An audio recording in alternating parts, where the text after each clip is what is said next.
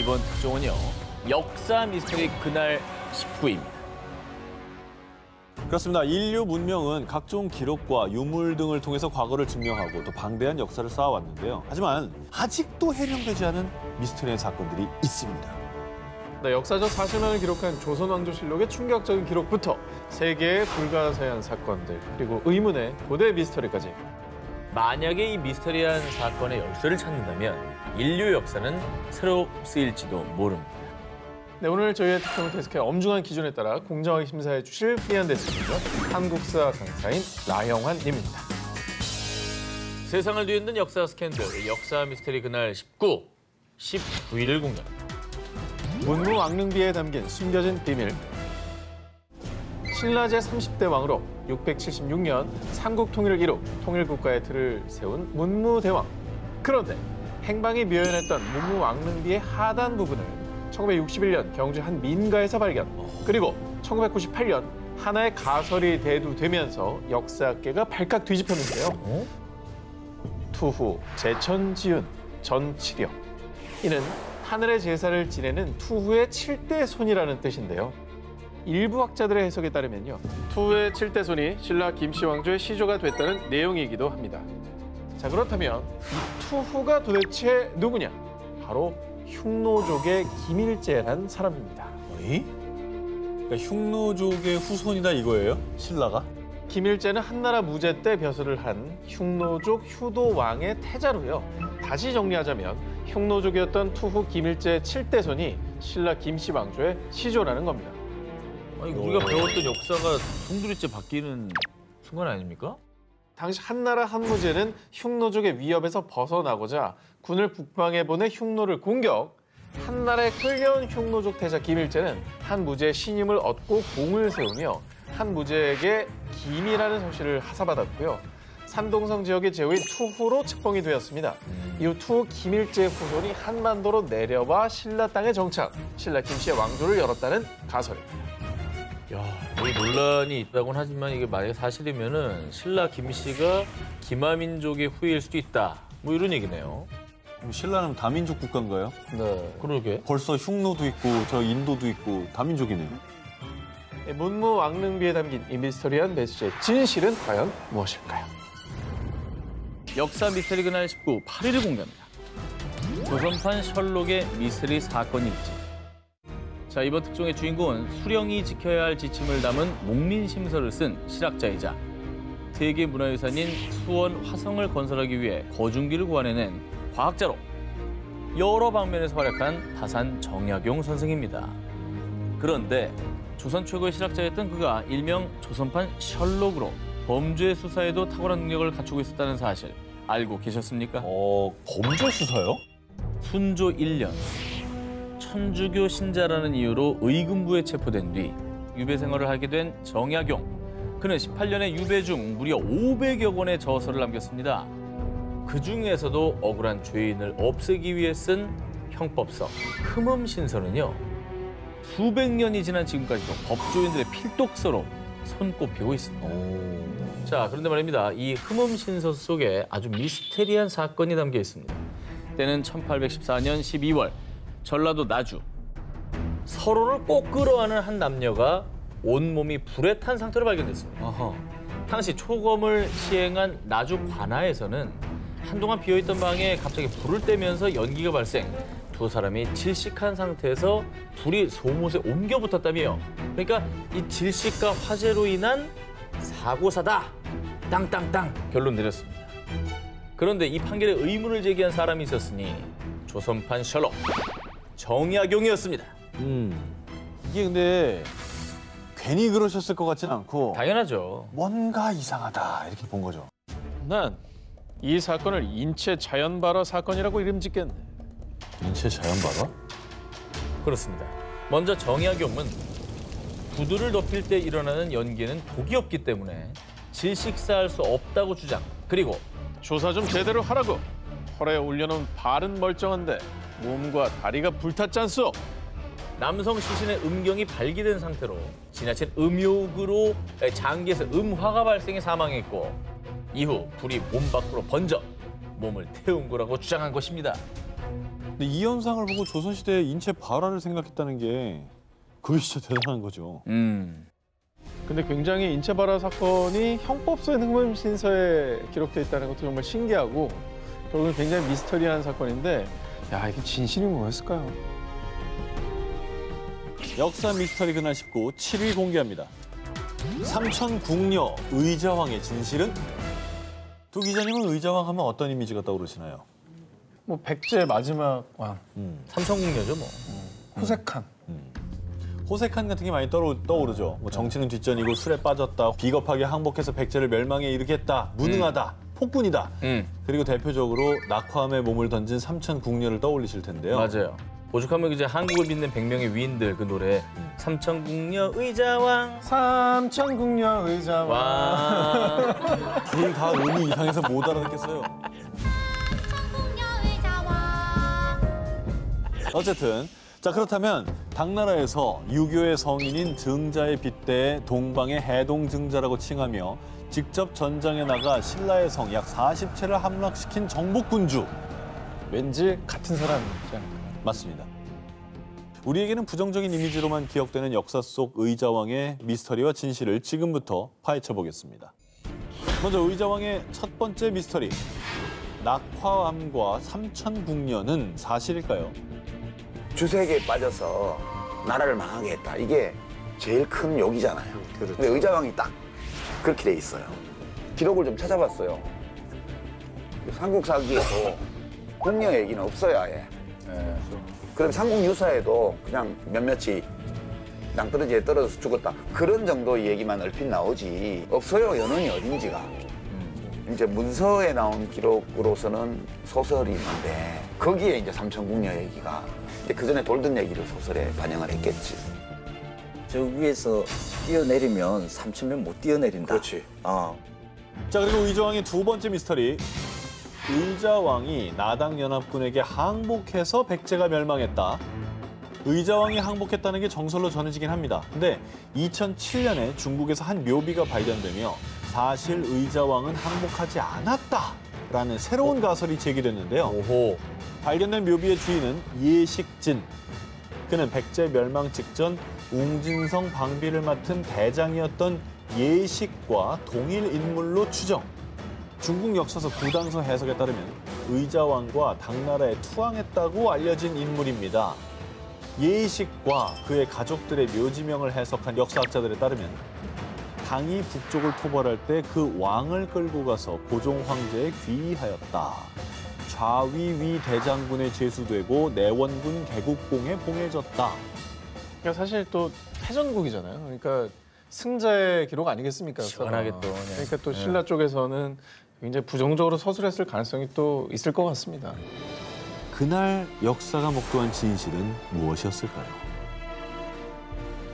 역사 미스터리 그날 19 6위를 공개합니다. 역사에서 사라진 천재 과학자. 지금까지도 조선시대 최고의 천재 과학자로 평가받는 장영실. 그런데 말입니다.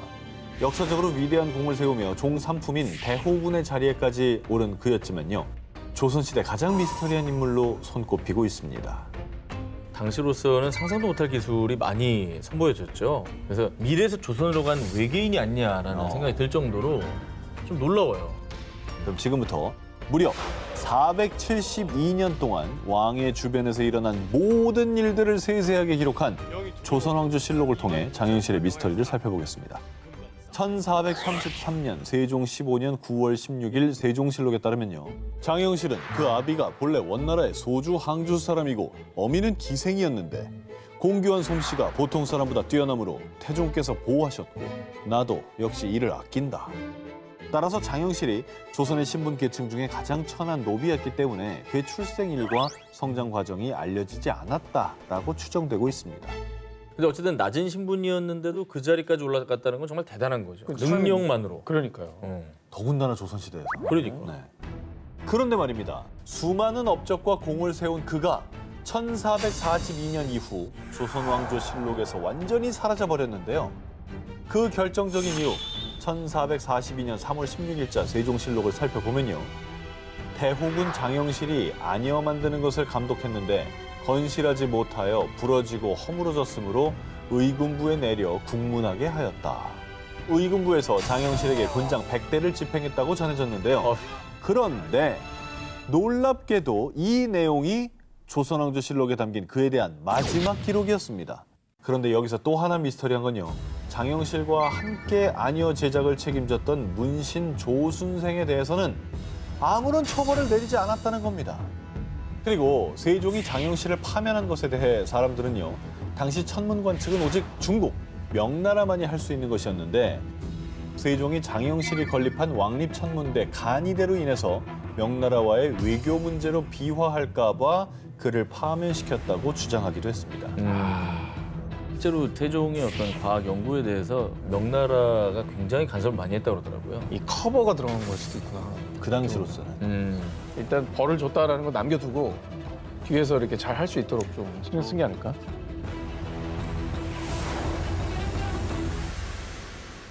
역사 미스터리 그날 19 5위를 공개합니다. 단원 김홍도의 숨겨진 부캐릭터. 힘있는 필치와 섬세한 묘사로 조선 회화로는 드물게 국보로 지정된 분선도. 조선시대 서민들의 일상을 담은 풍속과 씨름 등으로 조선의 화폭을 넓혔다라는 평가를 받고 있는 단원 김홍도. 그런데 말입니다. 1990년대 국내 미술계를 뒤흔든 충격적인 주장이 제기됐습니다. 탄원 김홍도와 일본 화가 도슈사이 샤라쿠는 같은 사람일지도 모릅니다. 그림으로 대한민국 최고가 김홍도라면 일본에서도 같은 인물인데 이렇게 근데 성공을 그게 했다는 심지어 한 사람이다. 이 주장을 뒷받침하는 첫 번째 근거. 두 사람의 활동 시기입니다. 김홍도는 1791년에서 1795년까지 연풍 현감을 지내게 되는데요. 그런데 이 기간 중 1794년부터 1795년까지 약 1년 동안 단 한 점의 그림도 남기지 않아 그의 행적에 대한 미스터리가 있었는데요. 그런데 바로 그 시기, 딱 1년 동안? 그렇죠. 일본의 도깨비처럼 등장해 화단을 뒤집어버린 화가가 있었으니 그가 바로 샤라쿠였던 겁니다. 완전히 겹쳐. 기간이 완전 겹습니다. 야, 이거는 진짜 의심해 볼 수 있는 얘기네요. 일본 내 샤라쿠는 미궁의 화가로 불릴 정도로 생물년은 물론 출신까지 전혀 알려지지 않은 미스터리한 인물이었는데요. 1794년 5월 화단에 등장한 뒤 140여 점의 작품을 남긴 그가 약 10개월 뒤 돌연 자취를 감춰버렸습니다.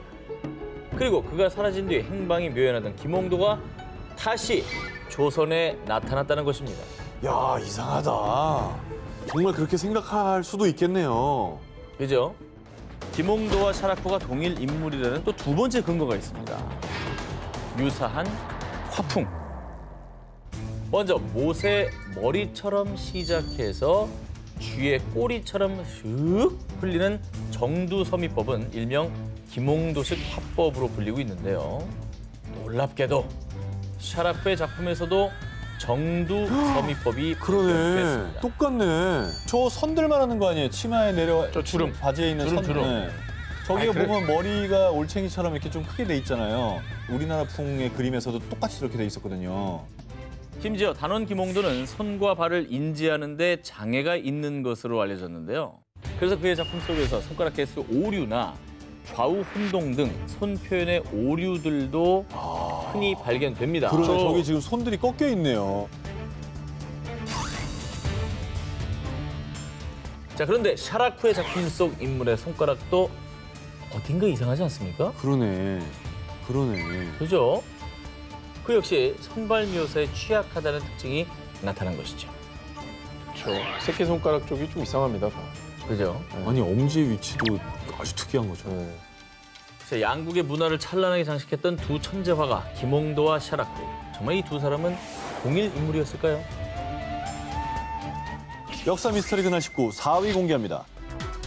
조선시대를 떨게 만든 모모. 입이 일세, 머리가 하나인 귀신이 하늘에서 내려와 한 번에 밥 한 동이 두부꽃 반동이를 먹었다. 제가 지금 말씀드린 내용은 공포소설이 아니고요. 바로 성종실록에 나오는 내용입니다.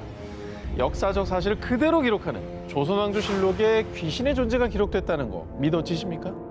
야사집도 아니고 정사. 실록에. 청서요. 때는 성종 1년이었던 1470년 음력 5월 26일 성종실록에 의하면 전남 각지에서 일명 삼구일둑이란 귀신이 출몰, 그 귀신이 집을 돌아다니며 밥을 한동이나 먹고 다닌다는 소문이 퍼졌는데요. 그래도 이 귀신이 예의가 있었는지 삼구일두기는 밥을 먹은 대가를 지불했다고 합니다. 이번 달에는 비가 안 오고 다음 달 수능날에 비가 올 것이다. 일기예보해 주고 가는구나. 그렇습니다. 바로 날씨를 예언하는 귀신이었던 거죠. 자, 그런데 말입니다. 이 조선왕조실록의 미스테리한 기록은 이뿐만이 아닙니다. 1511년 5월 9일 중종실록에 기록된 충격적인 얘기. 밤에 개 같은 짐승이 문소전 뒤에서 나와 앞 묘전으로 향하는 것을 괴이하게 여겨 쫓으니 서쪽 담을 넘어 달아났다. 진짜 이상하다. 조선의 궁궐에 개와 비슷한 짐승이 나타났다가 달아났다는 건데요. 게다가 그닐 권례에서 숙직하던 군사가 괴물이 있다는 헛소리를 전하자 한 사람이 부르면 100사람이 부동하듯이 휩쓸렸다. 어떤 자가 망령된 말로 말같이 생긴 괴물이 나타나 이리저리 치닫는다고 하자 금군들이 놀라 소리치면서 소동을 피웠다. 앞서 등장했었던 괴물은 16년 뒤 그리고 21년 뒤에 또다시 등장. 심지어 대낮에 괴물이 대비의 침전 창벽을 두드려 대비전을 경복궁으로 이전하는 사건까지 발생했습니다. 이건 좀 큰일이네요. 보는 사람이 많은 궁전 내에서 있었다는 거 아니잖아요. 그렇죠. 저기 그 영화 물괴에 나오지 않았나요? 괴물 나오는 영화? 조선시대 뭐 괴물 스토리에 물개가 있었죠. 아니, 그 영화 앞에 실록에서 모티브를 얻었다는 말이 있긴 해요. 조선왕조실록에 담겨있는 정체모를 존재들. 과연 실제로 나타났던 걸까요? 아니면 흉흉한 세상에 도는 괴담이었을 뿐일까요?